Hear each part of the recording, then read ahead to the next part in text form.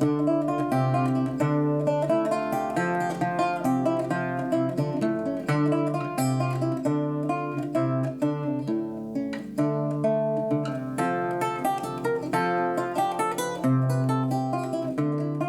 I'm Peter Adamson, and you're listening to the History of Philosophy podcast, brought to you with the support of the Philosophy Department at King's College London and the LMU in Munich, online at historyofphilosophy.net.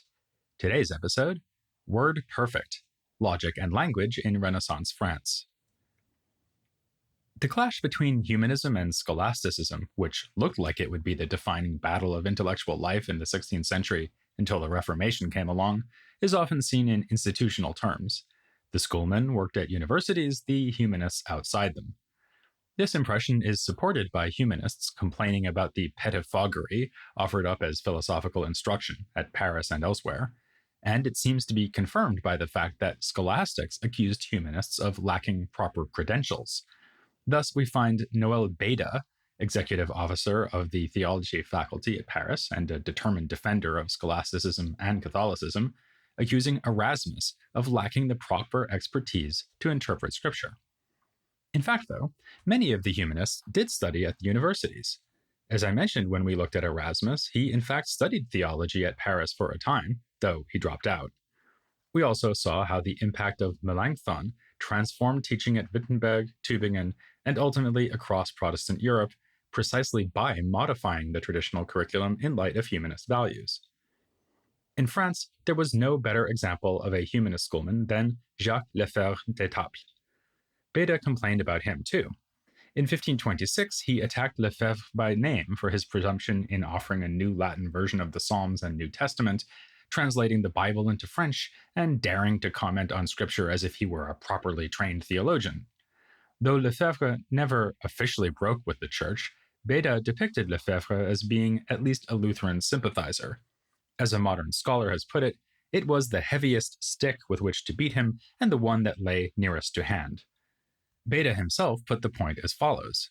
Since Lefèvre, Erasmus, and certain others have presumed in our day to discuss Holy Scripture itself and the writings of the early doctors on their own, without teachers, rejecting and neglecting scholastic theology, the same method that by its strength alone confuted and condemned the perverse teachings of the now famous heretics, is it any wonder that they have slipped recently into the same impieties of the aforementioned heretics and have fallen into the same dangers as those whose example they have chosen to follow?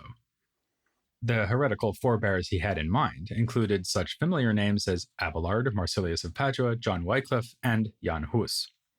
But while Beda was right that Lefèvre was not a professor of theology, neither was he an outsider to the world of the schoolmen. He taught at Paris himself for almost 2 decades, spanning the 15th and 16th centuries. He composed influential textbooks on Aristotelian philosophy, for instance his 1496 Introduction to Logic, which became a bestseller. He was eclectic and creative in his use of pedagogical techniques, such as tables offering an overview of the treatise that he would then go on to summarize, catechistic dialogues to help the student remember the main points, and more traditional full commentaries. It's been remarked that this range of epitomizing formats or genres defined a Renaissance philosophical style which Lefèvre's works remodeled for northern universities. His methods were inspired by Italian humanist scholars, whom Lefèvre contacted during several trips across the Alps. In Italy, he met, among others, Ficino, Poliziano, and Pico. The humanist Johannes Reuchlin thus said, Marsilio Ficino gave Plato to Italy, Lefèvre restored Aristotle to France. Elsewhere, he was lauded as the one glory of all France. A group of like-minded scholars gathered around him, including the philologian Beatus Rhenanus and the philosopher Charles de Beauvel. Lefèvre's student, Joseph Klichthoff, wrote commentaries on his epitomes, suggesting that these had effectively replaced Aristotle as the works that students must consult. The group had interests ranging across the Aristotelian curriculum, but focused particularly on 2 disciplines that had been central for arts masters back in the 14th century, mathematics and logic. He and his group applied mathematics to physics in a way reminiscent of the Oxford calculators who flourished in that earlier period. But in logic, Lefèvre took distance from the concerns of the late medievals, commenting that scholastic discussions were full of novelties and lifeless matters like so much hay. By this he meant treatises and debates about sophisms and dialectical games, like the practice of obligations. Nowadays, historians of philosophy find this to be one of the most exciting and fruitful areas of medieval work on logic. For Lefèvre, though, it was at best a harmless bit of entertainment. This didn't stop his student Clichtov from offering a solution to the most famous sophism, the liar paradox. The problem is raised by sentences like, "This statement is false," which is false if it is true and true if it is false. Clichtov's solution departs from the observation that asserting a proposition implicitly involves asserting the truth of that very proposition. So if I assert giraffes are tall, I'm obviously saying something about giraffes, but I'm also simultaneously asserting that this very sentence is true. Thus, we can take the liar sentence to be a concealed conjunction. It means this statement is false and this statement is true. But that is a straightforward contradiction, so it turns out that there is no paradox. The liar sentence is simply false. It's just a contradictory assertion like this giraffe is tall and not tall, and contradictions are always false. Pretty smart, but as I say, Lefèvre wouldn't really care. For him, the value of logic is to be found not in this sort of game playing, but in the part of Aristotle that deals with statements and arguments that are productive of knowledge and explains how language hooks up to reality. This means that he did need to take seriously at least one long-standing controversy from scholastic logic, the problem of universals. In his notes on Aristotle's categories, Lefèvre adopted what might be called a moderate realist position on this issue. While there is nothing outside the mind that is genuinely universal, neither are universals simply conventional or arbitrary fictions that we devise to categorize things. Rather, there are genuine similarities between things out in the world. When we notice the similarities between, say, giraffes, our minds take the properties common to all of the giraffes and add the notion of universality to them to form a general idea of giraffes. As these examples show, Lefèvre was himself something of a contradiction, both a humanist and a scholastic, until he wasn't. Increasingly, Lefèvre got interested in applying his philological skills to the Bible and to texts that enriched his diet of Aristotle with Platonist and mystical ideas from authors like the Pseudo-Dionysius and Nicholas of Cusa. Again, this may show the influence of Italian humanists like Pico della Mirandola. In an early work on natural magic, Lefèvre was already exploring a method inspired by the Jewish mystical tradition of Kabbalah, which had so fascinated Pico, deriving meaning from the numerical values of the names of God. He retained this idea when he turned to the project of writing about Scripture, saying in a work on the Psalms that God's names are full of mysteries useful to our religion and worth knowing. In 1499, we find him commenting on the works of the Pseudo-Dionysius and thrilling to the negative theology he finds there. These two ideas, the rejection of the application of language to God and the search for the secret meanings of divine names, may seem to be a contradiction. What would Clichtov say? But in fact, they are two sides of the same coin. Lefèvre is moving towards the idea that God cannot be grasped through normal language or normal reasoning. He contrasts rational and intellectual philosophy and says that whereas reason can go astray, pure intellection is unerring. That's what we're after, and to help us along, Lefèvre helpfully supplies a reading list that will lift students gradually to the heights of true contemplation. It does include Aristotle, but then moves on to the Church Fathers before culminating with Cusanus and Dionysius. Notice that Cusanus is the only modern author listed. With that notable exception, the truths of religion and philosophy are, for Lefèvre, to be sought in antiquity. This is in stark contrast to the view of a man like Beda, for whom the medieval scholastics were valued authorities, not to be disdained just for their lack of literary flair. As Beda wrote in a letter to Erasmus, the scholastics' crude style had been inspired by God himself, and their teachings had been truly needed by the church at a period when it was in decline. Erasmus, ever the master of tasteful and refined rhetoric, responded by calling Beda the most stupid of bipeds. Here we come back to that other defining clash of his times, the one between Reform and the Church. You can see why Beda thought that Lefèvre was effectively a Lutheran. Here was a man who was translating the Bible into French and encouraging people to read it without guidance from trained theologians, thus implicitly rejecting the principle that it is the Church that understands and interprets Scripture. It was an attitude exemplified by his refusal to accept the traditional teaching that 3 women mentioned in the Bible were all one and the same person, named Mary Magdalene, the Mary who anointed Christ's feet, the sister of Lazarus, and the first to see Christ upon his resurrection. Beda wrote a refutation of Lefèvre on this score.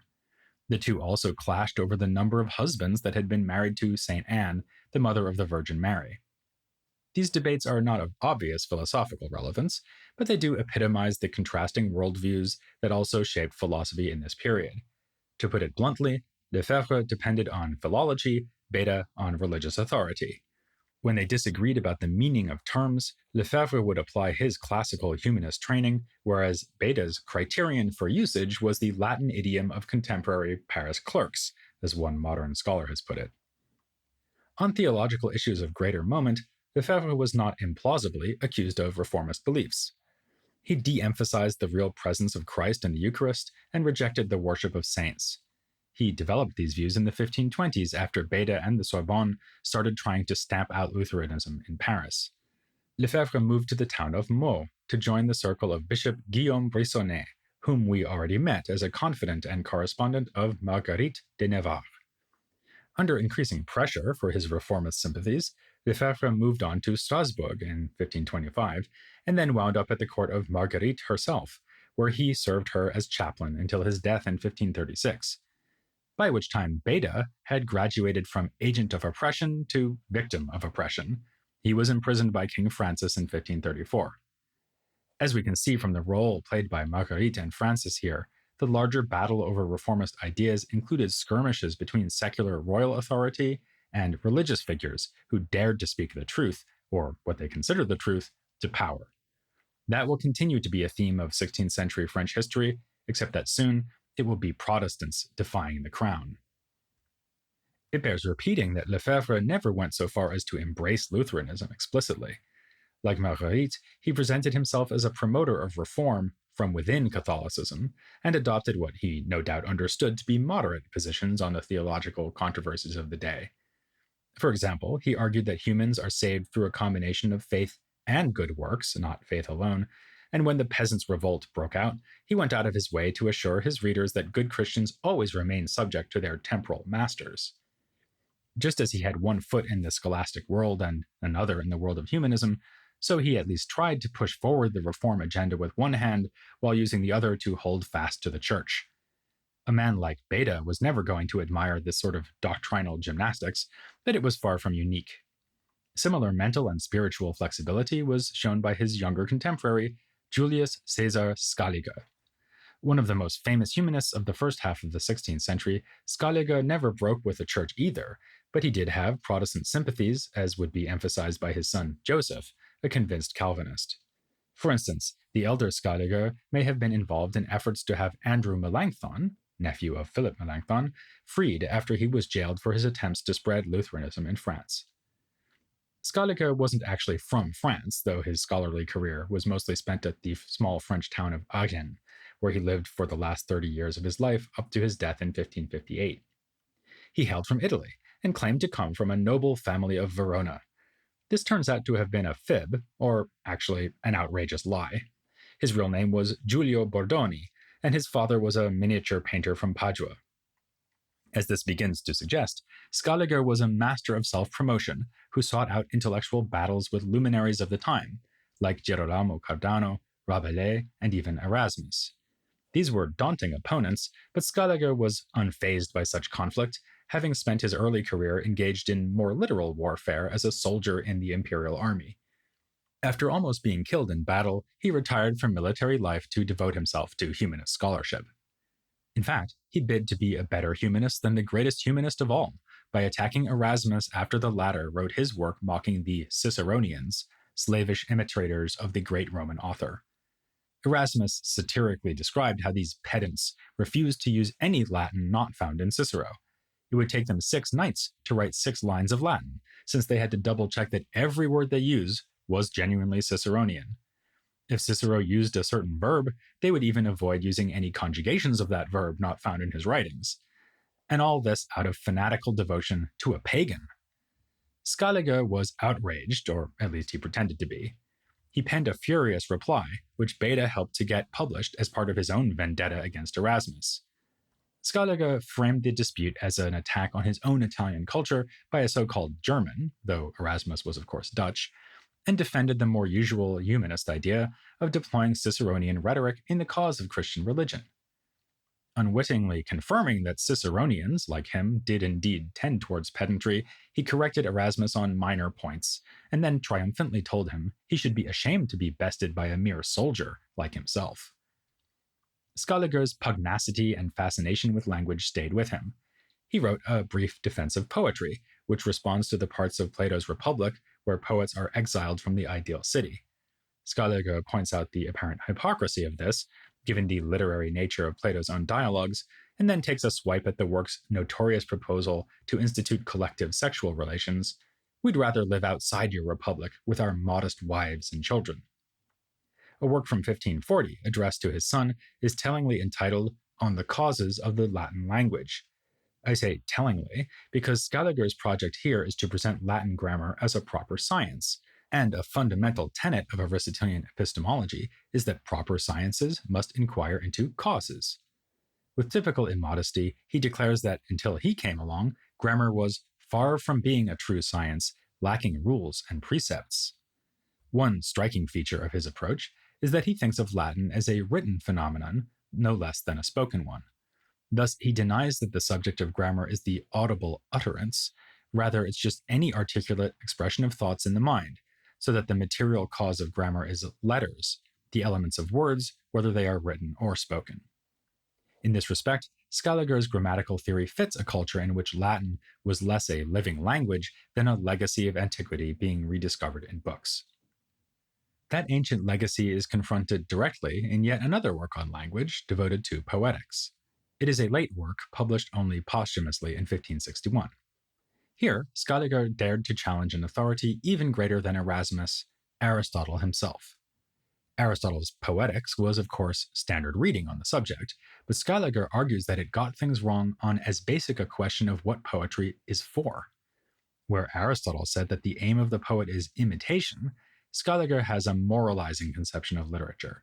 Its goal is, in fact, delightful instruction by which the habits of human minds are brought to right reason, so that through them the human may achieve perfect action, which is called beatitude. Indeed, poetics is subordinated to politics, because its function is to bring people to a good and happy life. Here we might notice another point of continuity with his earlier diatribe against Erasmus. Scaliger is assimilating the function of poetics to that of rhetoric, since he sees it as a form of moral exhortation. And if Cicero was Scaliger's paradigm for rhetoric, another Roman author was for him the greatest of poets, namely Virgil, whom Scaliger places above Homer in the pantheon of classical literature on the grounds that Homer was merely inspired, whereas Virgil combined inspiration with a conscious grasp of art. To compose literature artfully is, for Scaliger, above all to show good taste. He thinks that Virgil's perfection is shown above all by his selectivity. Where Homer simply gives the reader all that comes to him thanks to his literary gift, Virgil crafts his poetry by eliminating anything even slightly discordant. The result is word perfect. Only fools would want to add anything, only insolent men to change anything. Like the poets of the Pleiad, Scaliger encourages modern authors to learn from their classical forebears. He would have agreed with Du Bellay that artfulness is in large part imitation. Scaliger was in fact close to Ronsard, to whom he dedicated one of his books, and it has been argued that Ronsard saw himself as trying to carry out the agenda outlined by Scaliger. He would be inspired by Homer and disciplined like Virgil. Another constant of Scaliger's career was his taste for polemic, whose most extravagant issue was aimed at a fellow Italian, Cardano. As I mentioned back in episode 363, when we looked at Girolamo Cardano, Scaliger composed a sprawling work in refutation of Cardano's On Subtlety, called Exoteric Exercises, in 365 sections, one for each day of the year. It attacks Cardano from every conceivable angle, from his theory of the mind to his lapses in Latin grammar. How am I supposed to understand if you write incorrectly? Scaliger fulminates. In general, and despite his own critiques of Aristotle elsewhere, as on the topic of poetry, Scaliger mounts a defense of Aristotelianism against Cardano's innovative scientific ideas. In fact, one contemporary complained about people who would simply cite Scaliger as the authority on Aristotle's thought, as if his remarks were oracular answers coming from the Lyceum. Scaliger is at pains to make Aristotelianism compatible with Christianity, as when he draws on late ancient Platonists to argue that Aristotle's God is an efficient cause of the universe, though he does admit that Aristotle wrongly endorsed the eternity of the universe. An interesting part of Scaliger's exercises, which brings us in a roundabout way back to logical concerns, asks whether the universe could be better than it is. He describes the natural arrangement of the cosmos in scholastic terms as the ordained dictate of God. The regularities that are described so well in Aristotle's natural philosophy are set down through an act of voluntary will by God. His absolute power could have produced a different world, but God chose to make this one.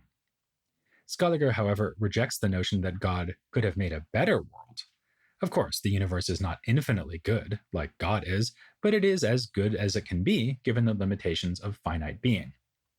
The variety we see in nature shows how God was seeking to realize every possible form of goodness. Even such humble creatures as insects are part of the grand divine plan. So, to spell this out in more technical terms, the features of the universe are in themselves merely possible or contingent. They could have been otherwise. But given God's providential decision to create the universe in its maximal perfection, at least its general features become necessary. This, by the way, makes for a nice contrast to Aquinas' position on the same question. From the same premise that the universe can be only finitely perfect, he argued that it makes no sense to say that this is the best of all possible worlds, for a finite thing can always be improved indefinitely. For Scaliger, we can instead say that this universe is the best that any universe could be, despite the inevitable limitation of its goodness. He cites another classical text to support his claim, namely Hippocrates' On the Nature of the Human, which states, "If one thing were absent, everything would slide and collapse." It's telling that Scaliger would appeal to a medical authority here. As a young man, he studied medicine at Bologna, and once in France, he kept up his interest in the field and disciplines adjacent to medicine, like botany. Medicine was apparently the reason for yet another feud, in this case with Rabelais, whom he considered to be insufficiently deferential to the two greatest ancient doctors, Hippocrates and Galen. References to medicine, illness, and health are pervasive in the literature we've been discussing in this and the last few episodes. Beda compared Lutheranism to a plague, while Scaliger likened those who defame poetry to medical charlatans. Less metaphorically, Rabelais and Scaliger were only two of the many intellectuals in Renaissance France who devoted themselves seriously to the study of medicine while also pursuing wider interests, including philosophy. Next time, we'll meet others who fit this description as we hear about Symphorien Champier, Jean Fernel, and the spread of Paracelsian medicine to France. But don't let the talk of spread worry you, because the only thing that will be infectious in the next episode will be my enthusiasm for the history of philosophy without any gaps.